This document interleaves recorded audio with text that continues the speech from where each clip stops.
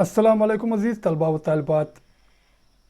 आज हम अंग्रेज़ी का जो मॉडल पेपर है 2021 का जेके वो उसे सॉल्व करने की कोशिश करेंगे। There were so many phone calls received by me on this matter that there should be a model paper solved for the students.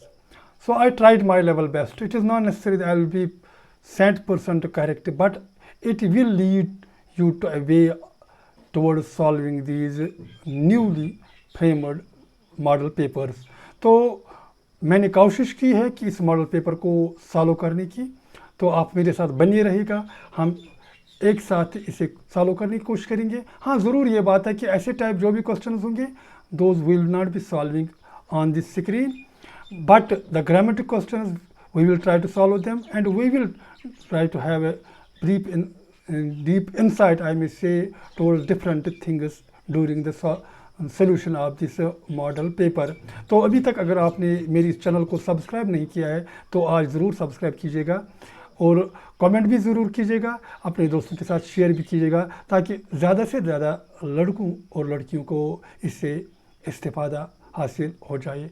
So with this hope that you will share my all these videos and you will share my YouTube channel with all of your friends. So let us start today's model paper solutions. तो शुरू करते हैं।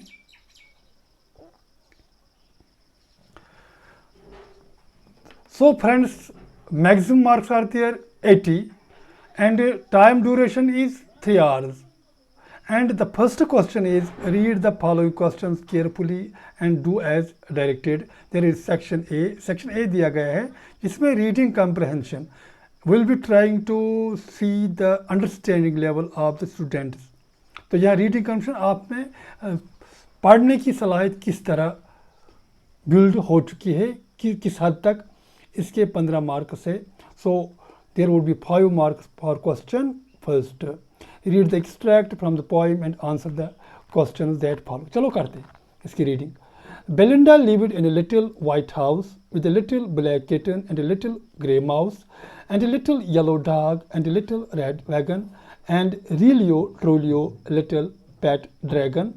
Now the name of the little black kitten was Ink, and the little grey mouse she called him Blink, and the little yellow dog was sharp as mustard. But the dragon was a coward, and she called him Custard. Custard the dragon had big sharp teeth and spikes on top of him and scales underneath, mouth like a fireplace chimney for a nose, and Relio Trolio daggers on his toes. तो ये हमने poem पढ़ी। तो अब इस poem को हमने किस हद तक समझा, तो इसके हवाले से क्वेश्चन दिए गए हैं। We will be trying to solve them. So the first question goes like this: Who were Belinda's companions? तो इसका आंसर हमने ढूंढना है। बेलिंडा के कंपेनियंस कौन थे? Let us see. There were a little black kitten, his companion, a little grey mouse, another companion, a little yellow dog, another companion, then a little pet dragon. So the answer becomes like this. अगर हमें answer इसका बनाना है तो क्या लिखेंगे प्यारे बच्चों? हम लिखेंगे बेलिंडाज कंपेनियंस वायर, हम ऐसे लिखेंगे Belinda's companions wire a little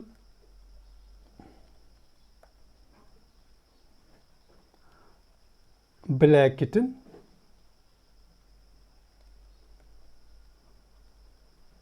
comma, a little grey mouse,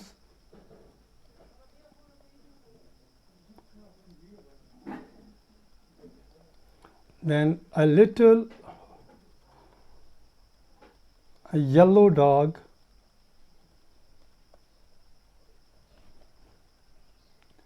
and a little pet dragon, and a little pet and dragon.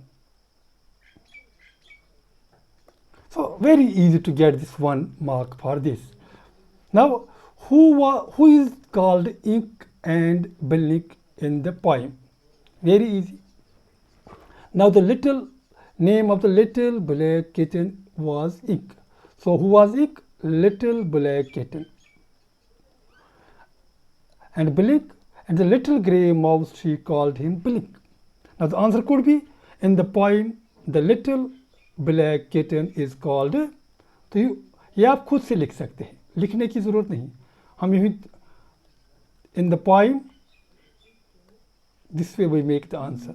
In the poem, the little black kitten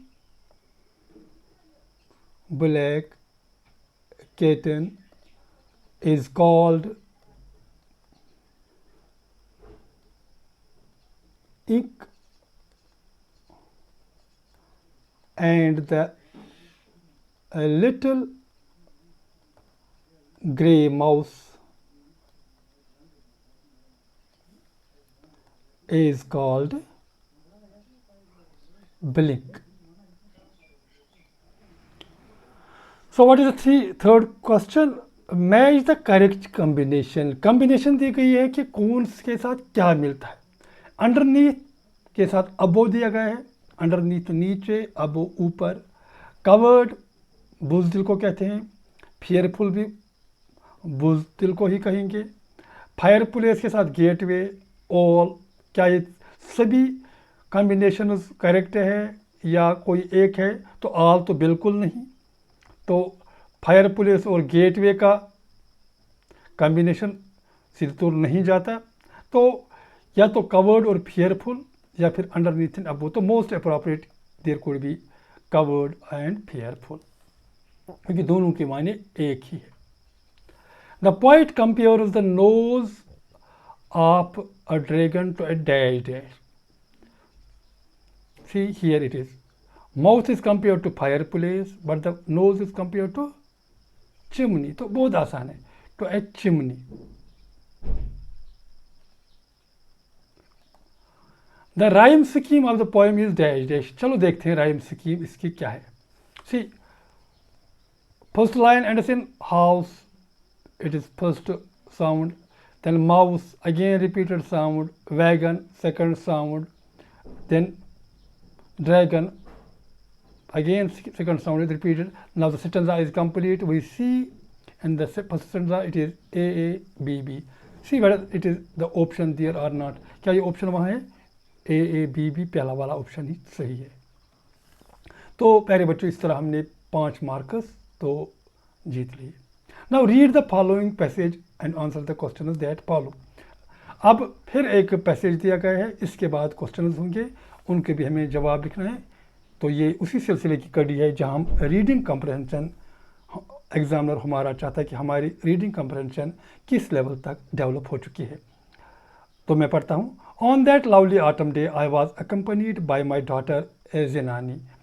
on the podium mister de Klerk was first sworn in as second deputy president. Then Thabo Mbeki was sworn in as the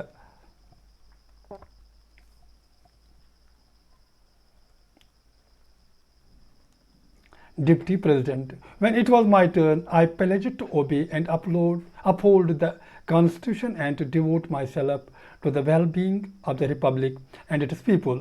To the assembled guests and the watching world I said, today all of us do by our presence here confer glory and hope to newborn liberty. Out of the experience of an extraordinary human disaster that lasted too long must be born a society of which all humanity will be proud. We who were outlaws not so long ago have today been given the rare privilege to be host to the nations of the world on our own soil. We thank all of our distinguished international guests for having come to take position with the people of our country of what is, after all, a common victory for justice, for peace, for human dignity. तो question जहाँ दिए गए हैं. The speaker in the passage celebrates. ये जो speaker है ये कौन सा चीज़ सेलिब्रेट करते हैं? क्या उन्हें रेसिज्म मिला है? नहीं। एपार्थाइड मिला है? नहीं। इनजस्टिस मिला है? नहीं। ह्यूमन डिग्निटी मिला है? यस। यहाँ आखिर में दिया गया है common victory for human dignity. ये हमें ह्यूमन डिग्निटी मिली है। उन्हें खाना भी था, पीना भी था, सब कुछ था, मगर उन्हें ह्यूमन डिग्निटी नहीं था। They were treated badly due to their colour. Which word has been used for dais in the passage that is podium. हमें पिछले सफ़े पर ये दिया गया है, जैसे यहाँ डाइस के लिए पोडियम दिया गया है, हियर PODIUM। तो यहाँ PODIEM इसका आंसर है, PODIUM। What is meant by extraordinary human disaster. यहाँ human disaster, extraordinary human disaster से क्या माने लिया जाता है? सीधी सी बात है, there was apartheid, APARTHEID,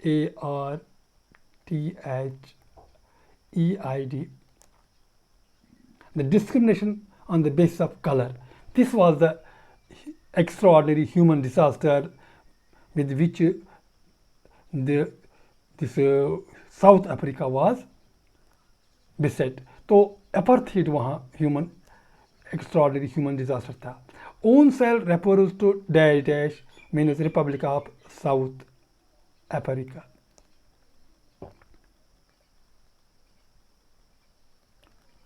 give the opposite of victory. Victory का अपोजिट क्या है? आप बहुत सारे वर्ड्स दे सकते हैं, तो डिफीट इसका अपोजिट वर्ड है। अब इसके बाद read the following passage and answer the questions as follow. ये कोरोना वायरस आप खुद से इसे पढ़ सकते हैं। कोरोना वायरस जो महामारी है, इसके बारे में दिया गया है एक लंबा सा एक पैरा। तो जब आप इसे पढ़ेंगे तो उसके बाद जो नीचे दिए गए हैं ये ऐसे ही सवाल थे, आप खुद कर सकते हैं। The corona virus was first identified in, ये हमें पता है कहाँ आइडेंटिफाई किया गया, चाइना में। यहाँ पढ़ने की ज़रूरत भी नहीं है, ये खुद हमें मालूम है क्योंकि हम अभी तक इससे जूझ रहे हैं। इस तरह का एक और क्वेश्चन होगा, यहाँ चाइना दिया गया है। Name the countries most affected by the Covid. तो जब आप पैराग्राफ देखेंगे तो इसमें आप खुद देखेंगे कि इसमें कौन कौन से ममालिक आते हैं। तो इसमें आए हैं USA जो सबसे ज़्यादा इफेक्ट हुआ, USA के बाद जो सबसे ज़्यादा इफेक्ट हुआ इंडिया है, और उसके बाद जो सबसे ज़्यादा इफेक्ट हुआ वो ब्राज़ील है। तो आपका टाइम बचाने के लिए मैं वहाँ इस पैराग्राफ पर नहीं जाता, ये बहुत आसान है वहाँ से ढूंढना। स्टेट ट्रू और फॉल्स, यही देखना है कि ट्रू और फॉल्स, ट्रू है कि फॉल्स है, सही है कि गलत है। लॉस ऑफ टेस्ट और smell is one of the most common symptoms of corona virus, ये ट्रू है। इससे स्मेल भी जाती रहती है और ये टेस्ट भी से जाती रहती है, ये ट्रू है। What is synonym of colossal. Colossal का सिनोनिम क्या है? इसका सिनोनिम एनॉर्मस है, ह्यूज है। तो इसका हम एनॉर्मस लिखेंगे, एनॉर्मस। ह्यूज भी लिख सकते। तो सूटेबल टाइटल क्या होगा? ये सभी को पता है, COVID-19 a deadly pandemic, a deadly pandemic। तो after that there is section B. प्यारे बच्चों, तो यहाँ हमें ग्रामर के साथ वास्ता है, ये आपका बहुत ज़्यादा कंसर्न है। This is the true concern of yours wire in you feel confused. Insert appropriate model given below in the following sentence. तो 2 मार्क्स इसके दिए गए हैं। मॉडल कुड है, शुड है, वुड है, मस्ट है। तो पहला है students dash dash develop habit of reading. तो आपको क्या लगता है क्या आएगा? हाँ, ठीक सोचा आपने, इसको शुड आएगा। कोई बात नहीं, अगर आप मस्ट भी लगाएंगे वो भी आएगा। तो शुड सजेस्टिव है, तो मस्ट समबडीज पर्सनल थिंकिंग है, तो दोनों आए। Students must develop habit of reading, इसमें भी मार्क्स आपको फुल मिलेंगे। Student should develop habit of reading, इसमें भी फुल मार्क्स आपको मिलेंगे। तो दूसरा क्वेश्चन है dash dash please give me a glass of water. तो यहाँ कुड आएगा। could you please give me a glass of water? It is the polite way of asking for favor. तो यहाँ could आएगा, would भी कभी कभार आ सकता है, उसमें भी कोई हर्ज नहीं। Insert suitable article in the blank places.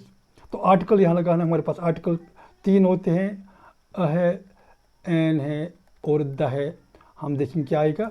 Dash dash sun rise in the east, तो हेवनली बॉडीज के साथ द आता है, the sun rise in the east. I give him dash dash orange, क्योंकि ऑरेंज जो है ये गिना जा सकता है, इसके साथ आएगा। I give him a fresh orange, यहाँ कंफ्यूज मत हो जाएगा क्योंकि ऑरेंज से पहले फ्रेश आया है, इसलिए एन ऑरेंज नहीं आएगा। फ की आवाज़ के साथ आर्टिकल आएगा, तो फ तो वावल साउंड नहीं है, इसलिए आएगा। I give him a fresh orange. अब इसके बाद put in the relative clause and write the sentence. ये थोड़ी टेढ़ी खीर है, this is a little bit difficult, तो फिर भी कोशिश करते हैं। Simran gave a dance programme yesterday and it is being appreciated by everybody। तो यहाँ हमें लगाना है, यो यहाँ से रिलेटिव क्लॉज शुरू करना है, तो ये बनेगा सिमरन gave a dance program yesterday and it is means which is यहाँ लगाना है, which के साथ ये रिलेटिव क्लॉज बनेगा। which is being appreciated by everybody, तो यहाँ आपने 1 नंबर ऐसा करने से जीत लिया। Mr. Shah is not feeling well, so he could not go to office to attend an important meeting। तो यहाँ कुछ करना है, so he could not, so he जो यहाँ हमारे पास प्रोनाउन है, इसे रिलेटिव प्रोनाउन में बदलना हो, कैसे बदलेंगे कोशिश करते। हम लिखेंगे mister Shah who could not go to office to attend an important meeting। फिर जो बचा हुआ है वो लिखेंगे is not feeling well। यहाँ मसला क्या है? मसला ये है कि ये जो हम रिलेटिव प्रोनाउन लगाते हैं, ये ठीक उसी के बाद हम लगाते हैं जिसके लिए ये लगाया जाता है। जैसे मिस्टर शाह और ही एक ही है, तो ये एंटीसीडेंट शाह है इसका, तो इसका रिलेटिव प्रोनाउन है, वही put antecedent and the relative pronoun one after another. So this is right way of putting these two things together. So Mr. Shah, who could not go to office to attend an important meeting, is not feeling well. अब तीसरा है, Sana wrote a story. It bagged the first prize in the creative writing competition. यहाँ full stop और it को काट कर सिर्फ विच लगाएंगे या दैट लगाएंगे, तो क्या बनेगा? Sana wrote a story which bagged the first prize in the creative writing competition. So this way we did this one in a right way. इस तरह हमने इसको भी अच्छे तरीके से किया। नाउ क्वेश्चन नंबर 7, 7वां क्वेश्चन कैसे जाएगा आगे, चलो देखते हैं। Change the direct speech into reported speech. Direct speech को रिपोर्टेड स्पीच में चेंज करना है, यानी इनडायरेक्ट स्पीच में इसे बदलना है। तो कैसे बदलेंगे? तो it is said it is not how much we have but how much we enjoy that makes us happiness. तो ये जो इन्वर्टेड कॉमास में दिया गया है, ये तो ऑफन कोटेड कोट है, यानी वो कोटेबल कोट है जो बार बार हम अग्री करते हैं, इस पर हर कोई ये दोहराता है। तो यह वाला हमारे पास कोटेशन आएगी, तो हम इसमें तब्दीली नहीं लाएंगे। तो हम सिर्फ कामा यहाँ ख़त्म करेंगे, ऐसे बनाएंगे, इट इज़ सेड दैट, फिर यही लिखेंगे, it is not, just like हम लिखते हैं honest is the best policy, ये भी इसी तरह की कोटेशन है। इट इज़ सेड का मतलब ये कोटेशन है। It is not how much we have, but how much we enjoy that makes happiness। तो इस तरह हमें 1 मार्क इसका मिलेगा। Being happy does not require everything to be good, but an eye to see good in everything. One day a crow saw a swan. Being happy does not require everything to be good, but an eye to see good in everything। यहाँ तक ये खुद ही indirect है, reported है, ये इसमें हम कोई चेंज नहीं लाएंगे। One day a crow saw a swan, इसके बाद हम फिर इसे चेंज लाएंगे। The swan is so white he thought, तो यहाँ कैसे करेंगे,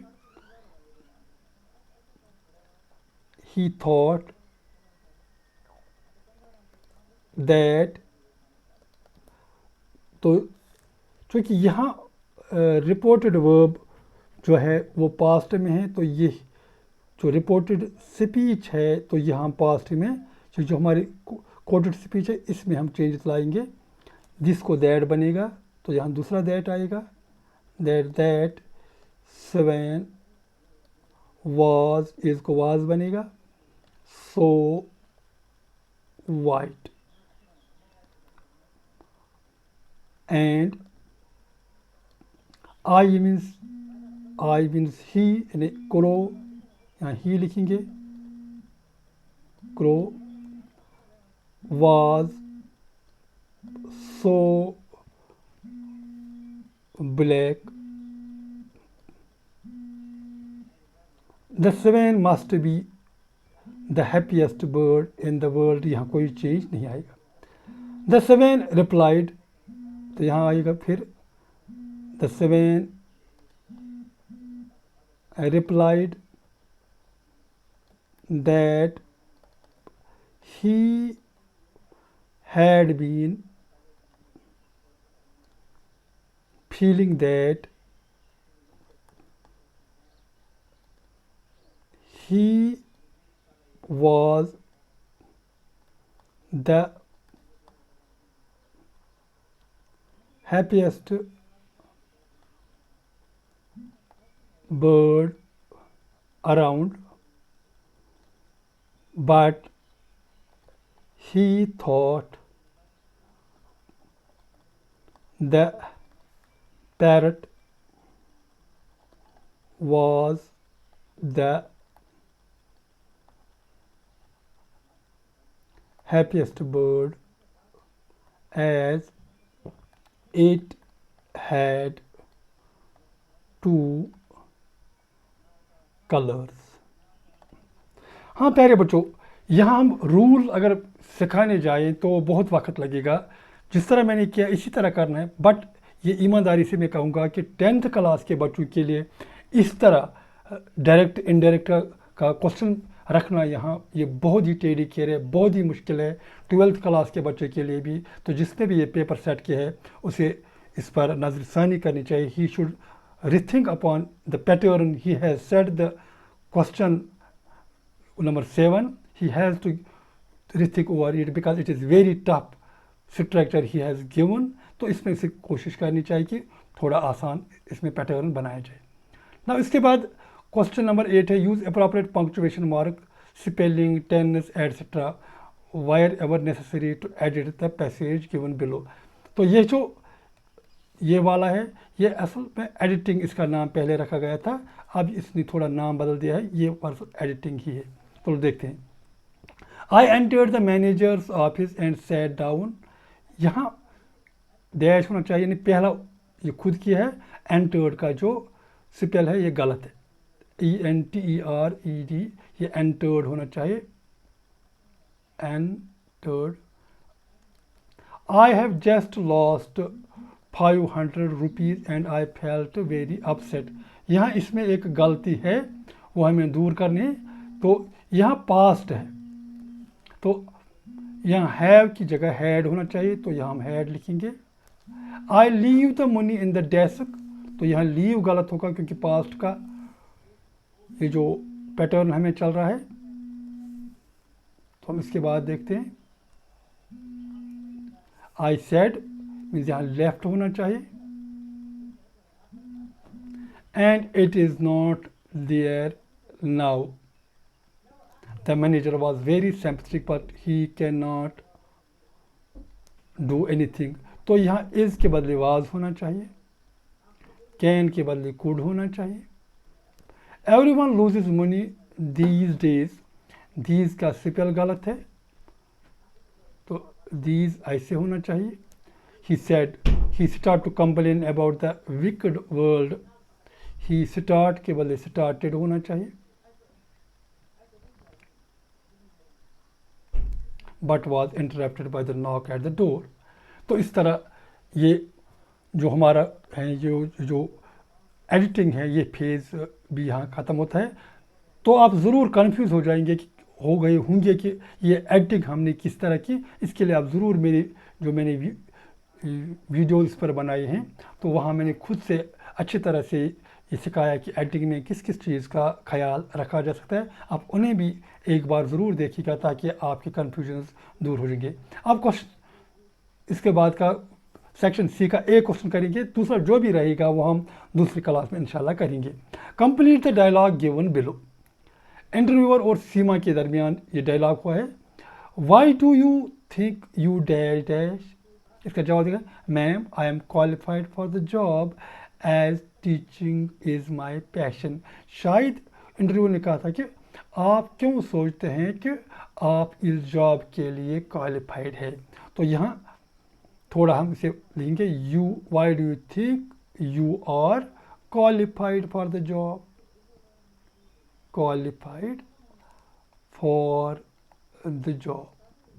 देखिए इसका जवाब क्या निकला, ma'am I am qualified for the job as teaching is my passion, I have become a teacher by choice and not by chance.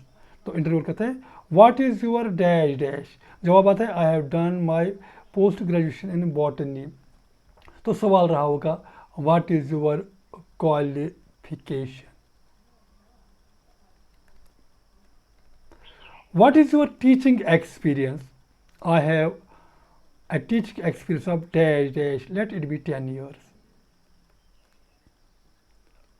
How do you find students nowadays। ये ओपन एंडेड क्वेश्चन है, हम यह भी लिख सकते हैं, मैं उन्हें बहुत अच्छा पाता हूँ या बहुत ही लापरवाह पाता हूँ। चलो तारीफ भी करते हैं, आई फाइंड देम वेरी प्रॉमिजिंग, या very hard working. How do you evaluate your students. आप अपने स्टूडेंट को एवेलुएशन कैसे करते हैं, उनके इम्तिहान कैसे करते हैं। I evaluate them on the basis of dash dash, performance on the basis of their performance in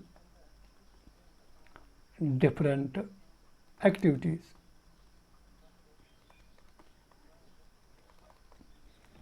What is the role of teacher in the age of information technology and artificial intelligence। ये open and है, इसको हम जवाब लंबा भी दे सकते हैं।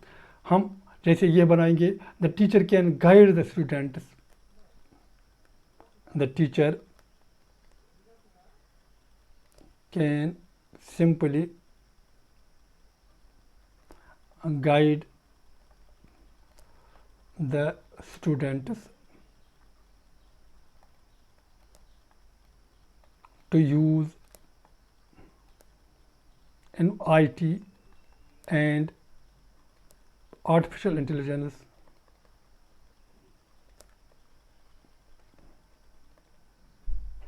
Prudently, prudently, ये ओपन एंड है, आप कुछ भी जवाब लिख सकते हैं। प्यारे बच्चों, वीडियो लंबा न हो इसलिए हम ये आज का वीडियो यहीं पर इख्तिताम करते हैं, ताकि आपकी जो दिलचस्पी है इसमें बाकी रहे। तो आप फिर से इसे एक बार ज़रूर देखिएगा कि जो बातें हमने यहाँ डिस्कस की इन पर आप गौर खोज करें, तो और देखें कि हमारा जो ये आज का वीडियो है कैसा बना और आपने इससे क्या कुछ हासिल कर लिया। तो आज के लिए मेरे ख्याल से इतना ही। तो इजाज़त दीजिए, खुदा हाफिज़।